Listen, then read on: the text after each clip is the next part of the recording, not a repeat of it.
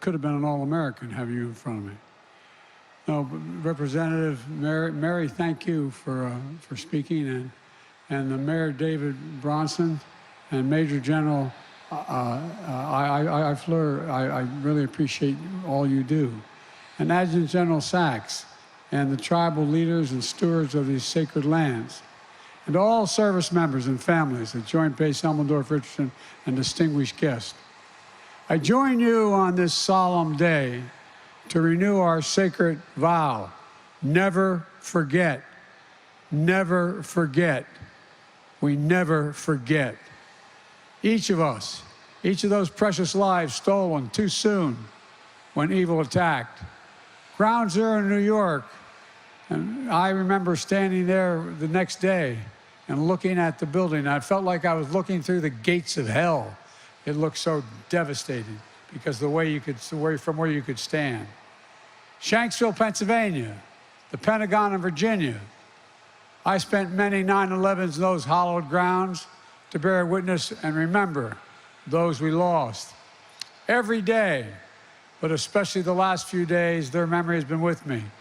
I'm just returning from the G20 summit in India, where we strengthened America's leadership on the global stage, followed by a historic trip to Vietnam, where we transformed our partnership in one of the most critical regions in the world. These trips are an essential part of how we're going to ensure the United States is flanked by the broadest array of allies and partners who will stand with us and deter any threat to our security.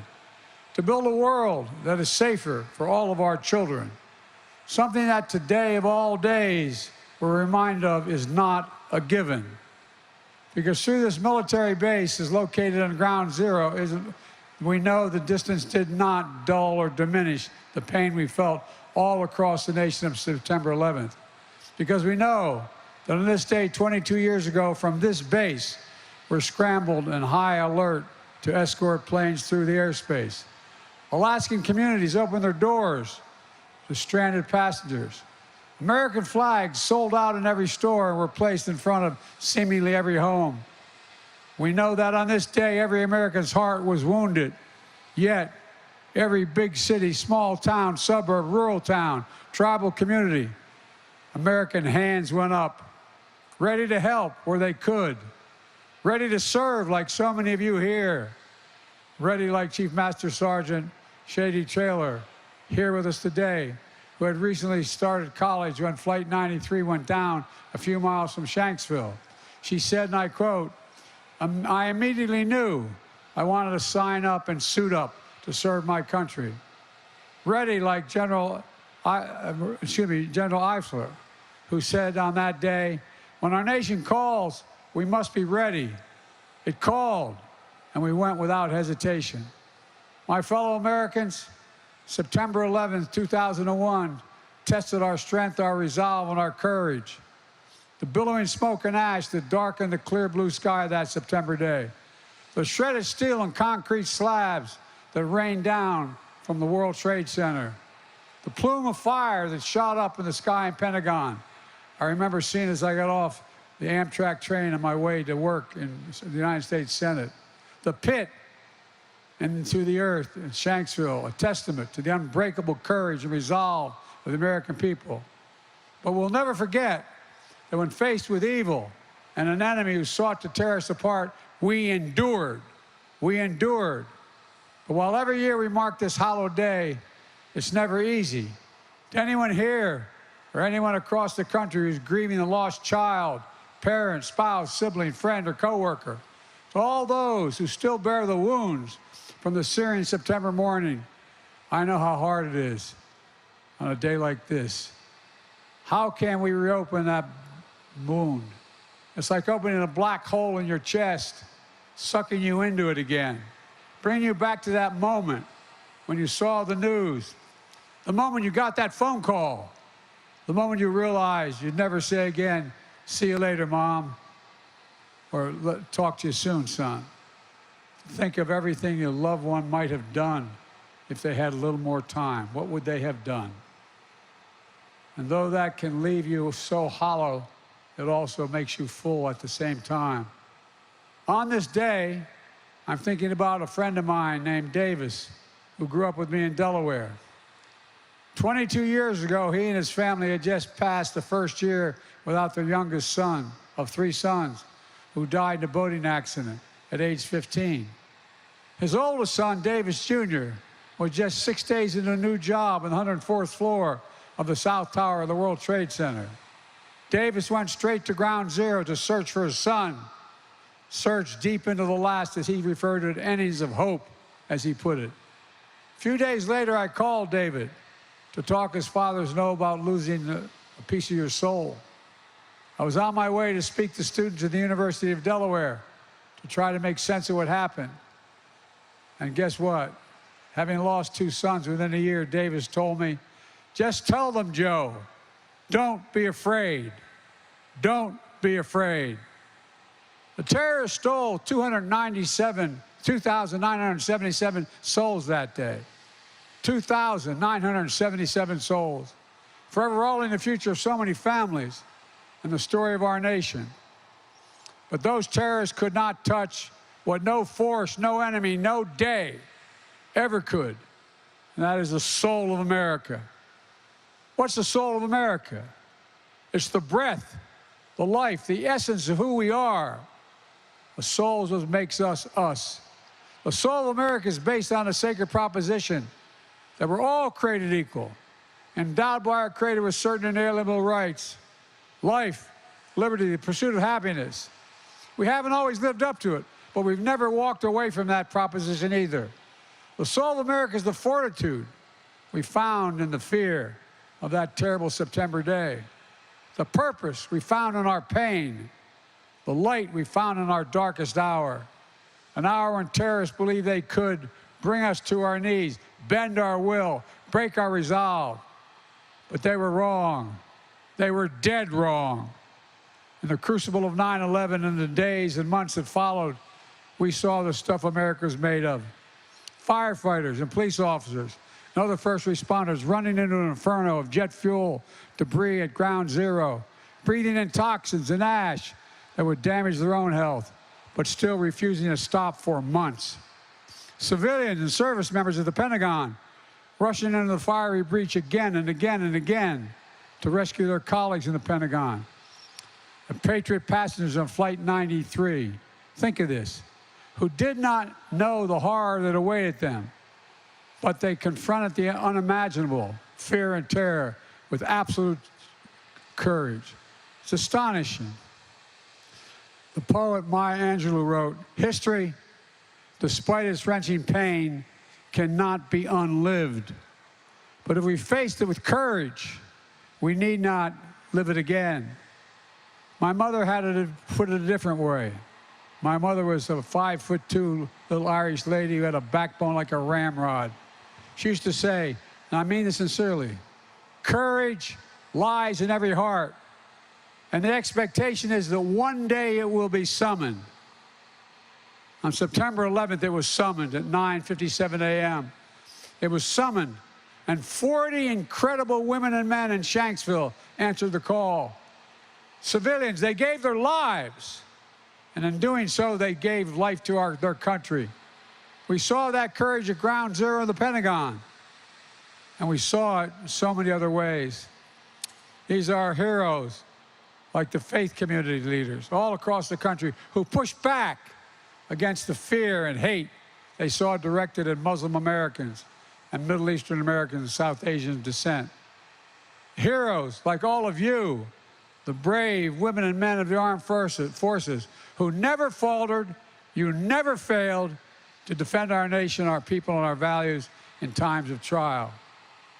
Heroes like the 9/11 generation, hundreds of thousands of brave Americans were deployed to Afghanistan to make sure the United States would not be attacked again, who served in Iraq, like many of you probably did, in war zones around the world, risking their own safety and the safety of their fellow citizens, for the safety of their fellow citizens, who served and sacrificed again and again to defend our democracy and deny terrorists a safe haven, who followed Osama bin Laden to the end of the earth and ultimately sent him to the gates of hell 12 years ago.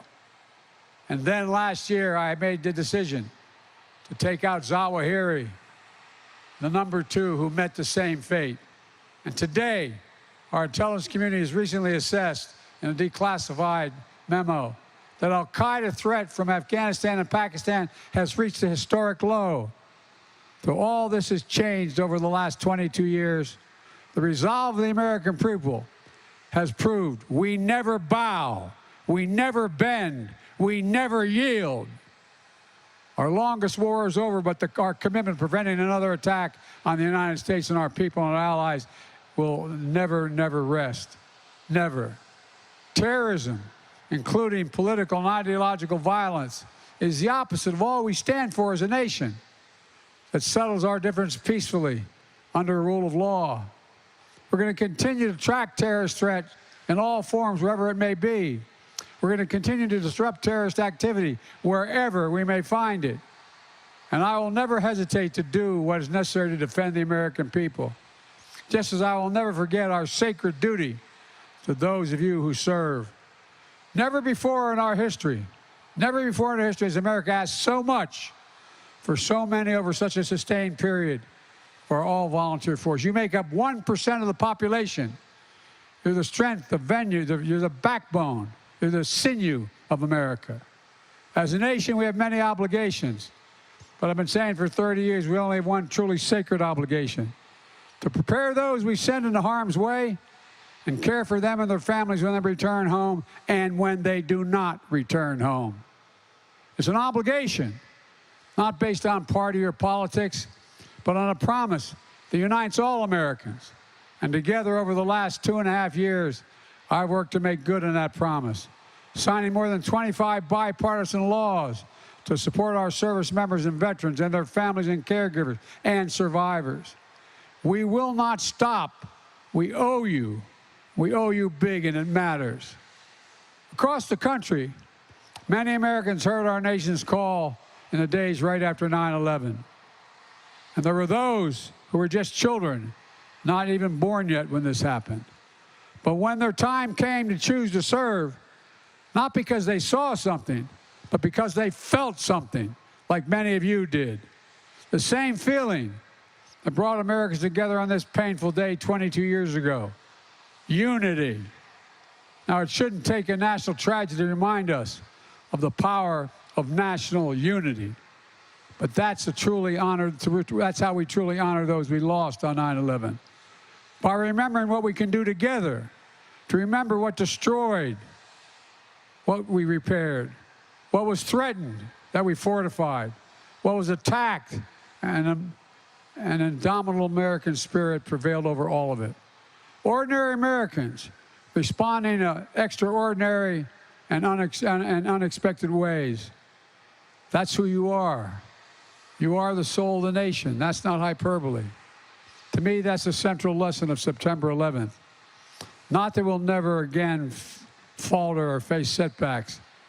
It's that for all our flaws and disagreements, there's nothing we cannot accomplish when we defend with our hearts, which make us unique in the world, our democracy. Our democracy. Every generation has to fight to preserve it. That's why the terrorists targeted us in the first place. Our freedom, our openness, our institutions, they failed, but we must remain vigilant. Today, we can look across the country and around the world and see anger and fear in places many of you have been stationed before. A rising tide of hatred and extremism and political violence. It's more important than ever that we come together around the principle of American democracy, regardless of our political backgrounds. We must not succumb to the poisonous politics of difference and division. We must never allow ourselves to be pulled apart by petty manufactured grievances. We must continue to stand united. We all have an obligation, a duty, a responsibility to defend, to preserve, to protect our democracy. And always remember, American democracy depends not on some of us, but on all of us. American democracy depends on the habits of the heart of we the people. The habits of the heart. Let me close with this. Earlier today in Hanoi, I visited a marker to honor my friend, war hero, senator, and statesman John McCain. John and I disagreed like hell, like two brothers. We'd argue like hell on the Senate floor. Then we'd go to lunch together.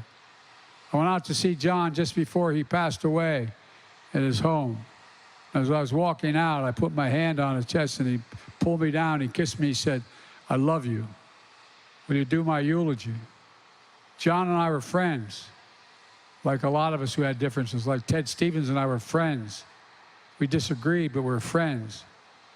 One thing I always admired about John was how he put duty to country first. And that's not hyperbole. He did. Above party, above politics, above his own person. This day reminds us we must never lose that sense of national unity.